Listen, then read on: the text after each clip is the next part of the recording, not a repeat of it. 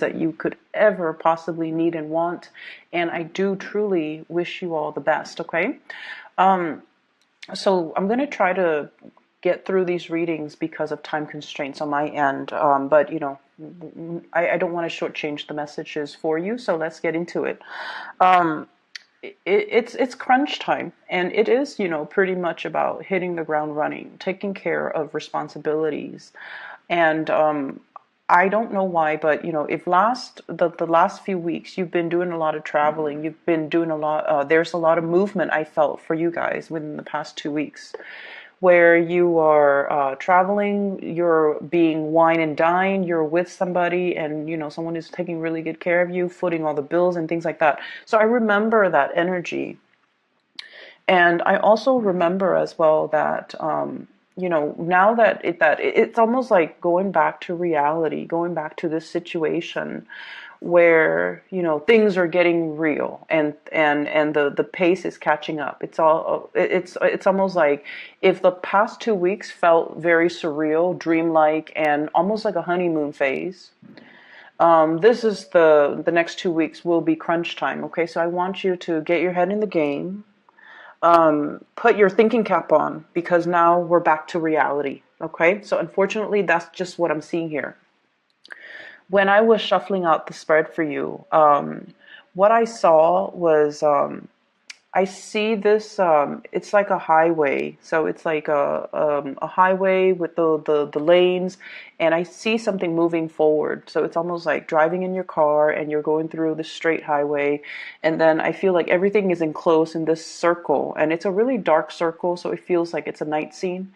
And then there are little dots of stars twinkling within this circle, this tunnel, and you're moving forward. Okay, so it's almost reminding me of the fact that you're moving on, you're moving forward, and things are not all peaches and rosy and rainbows and lollipop at this point, but you're getting closer and closer to the light at the end of the tunnel. You're starting to see little flickers of light kind of breaking through. And I also feel like many of you are starting to get a lot more in touch with your intuition, with your spirit guides, or even it's almost like you're definitely being divinely guided in the right direction. So the circle, the tunnel also indicates to me as well, honing your focus, being very, very, very disciplined, tackling things one at a time, making sure that you deal with them thoroughly before you jump onto the next things. You guys are much better when you're not multitasking, okay? And then I also feel like, you know, this sense of divine protection, you're being led in the right path. So if you have been wondering, you know, why did my life meander? Why did I have to take this rather than a straightforward route? Why did my life have to veer off in different directions? And then, you know, it's like all over the place. And am I on the right track? I feel like your guides are telling you you're definitely on the right track. You had to take detours along the way, but you found your way back. And these detours are not, in the greater scheme of things, they're not setbacks. You had to, you know, for example, your path, let's say your path is straight, and then for whatever reason it veered off into the right? And you experienced something, maybe some disappointment, some setbacks. For some of you, I feel like financial loss. For others, I feel like a lot of family obligations that derailed you from your dreams.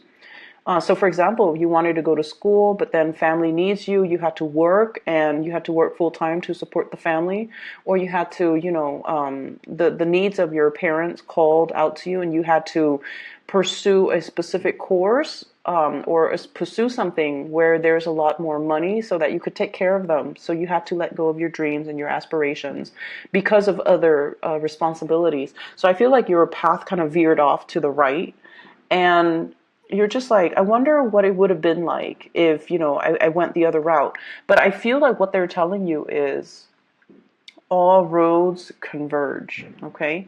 everything comes back together. You had to take this little detour because there was a very important lesson that you needed to learn. So whatever you felt have been setbacks or detours or delays in your life, they needed to happen because you needed to really know and understand what it is that you truly, truly, truly want. At the end of the day, what is it that I really, really want? And I feel like, you don't let setbacks and obstacles detract you from your ultimate path. And because of that, all the roads will converge and you're once again headed in the right direction. Okay, so I feel like it's a very beautiful image, but at the same time, there is still a lot of work here. Delay gratification is what I'm sensing, and this is something you definitely can appreciate. You guys are quite disciplined, and you have you've made a lot of sacrifices, I feel, for other people, and you've made a lot of sacrifices. It's almost like self-discipline in order to achieve things, okay? So this is a concept that is not foreign to you.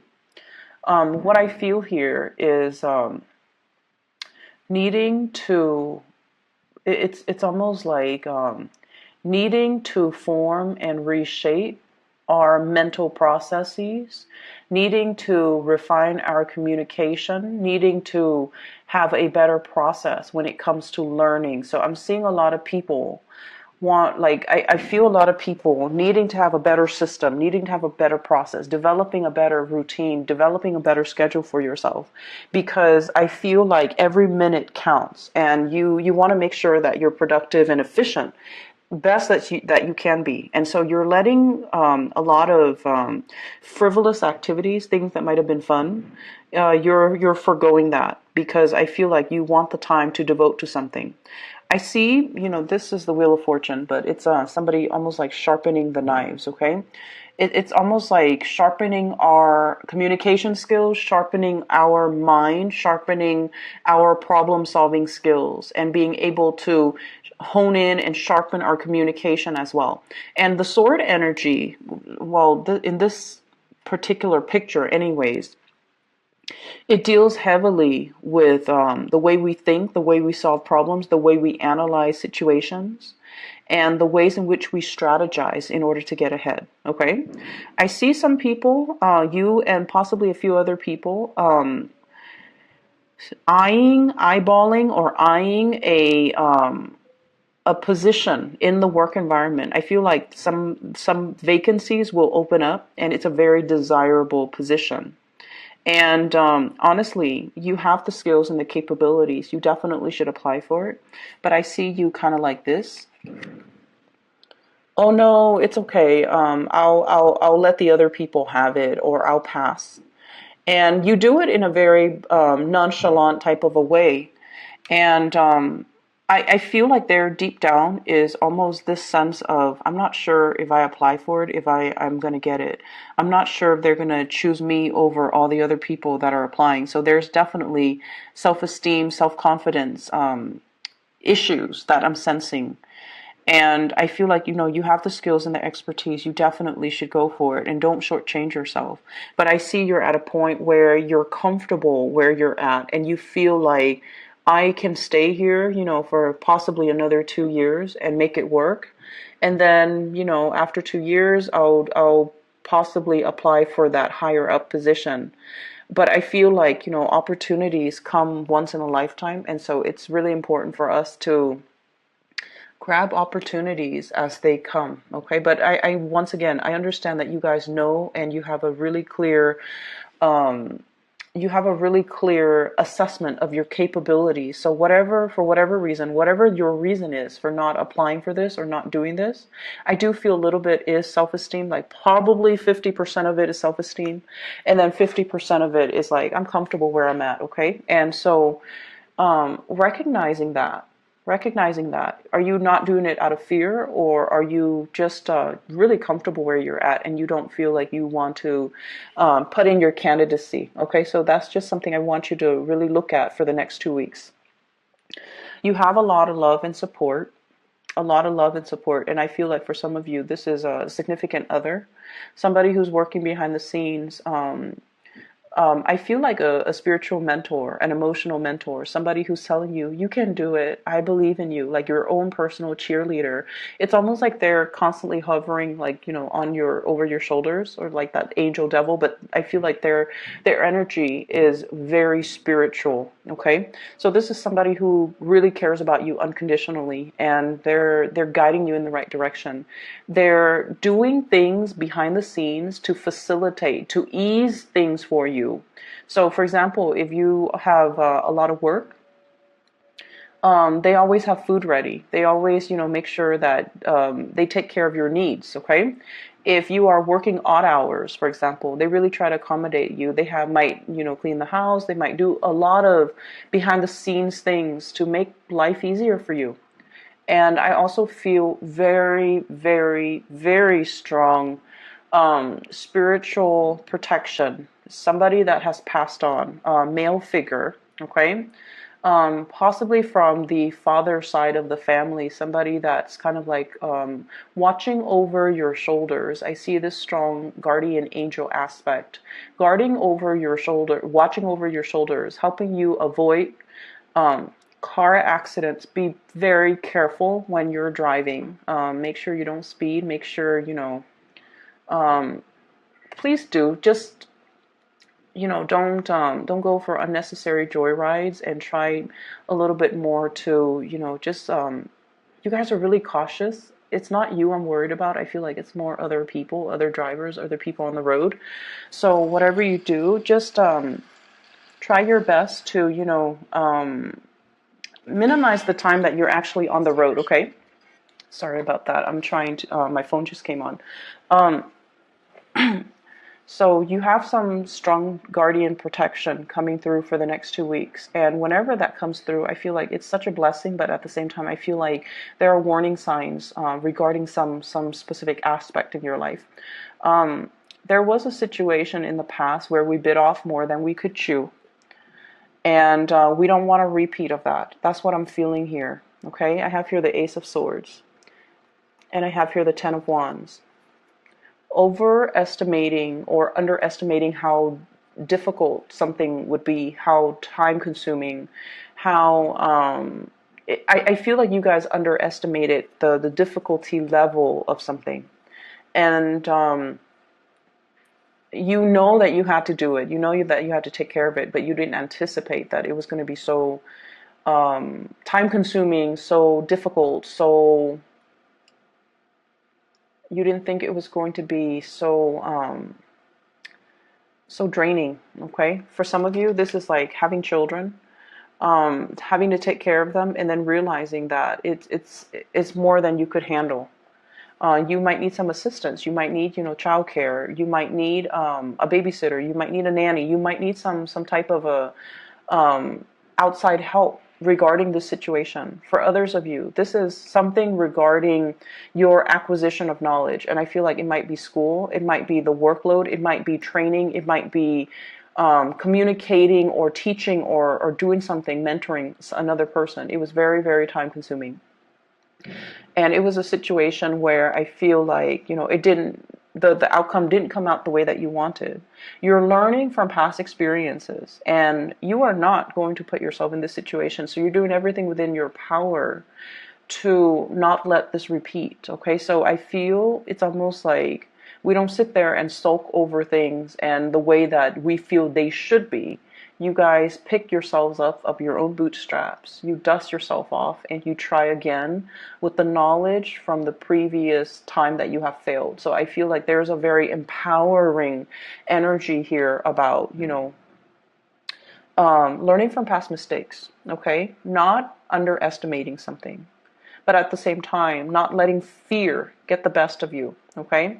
But I feel like whatever the situation has been, I see something that was, the past 10 months or the past 5 months.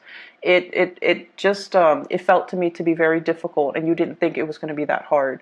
And I also feel like it did dampen your self-esteem a little bit. But now you're just like, wait a minute, I've learned from it. I'm not going to blame anybody but myself, or, I'm not going to blame other people or circumstances. I'm going to take it with great strides. So I feel like you're getting yourself a lot more centered, and you're looking at the situation like it's a great learning experience. I'm glad it happened regardless. Now I can, work on improving my skills, improving my processes so that this situation doesn't happen again. For some of you, I feel like it's going to school and possibly doing everything that you can in order to ace an exam, and feeling like you didn't do, like you could have done more. Okay, don't beat yourself up over it. I feel like it was a very difficult process. 10 of Wands. It was unexpected as well. Okay, it's almost like you knew that you had, like, for example, 5 things that you had to take care of, and you're like, oh, okay, it's going to be hard, but then I'm going to do it. So then you anticipate these 5 things, but then along the way other responsibilities get thrown on top of these 5 things, and before you know it, it became difficult. Doing things to enhance your processes, you're doing things to enhance your knowledge base, you're doing things in a more systematic manner so that you can get everything done, and it's going to be great. Okay, finances looks very, very good. Once again, there's that opportunity that's available if you choose to go for it. I see you're contemplating this choice. There's another person in your midst in the work environment, possibly. The person seems to me to be a little bit more, you feel like they're more suitable for that role, and I think they're going to apply for it too, and you feel like they're going to get that role, so you don't want to be, competing against them, is what I'm sensing. And so you're kind of mulling this over, and may the best candidate win. And I feel like, don't just depersonalize it. Don't make it into a thing. Don't make it awkward. Don't make it seem like a competition, because I feel like the other person is eyeing you as their competitor as well. So I see this back and forth between, like, should I apply for it? I might be up against this person, things like that. Okay. Let me see if there's anything else I need to focus on here.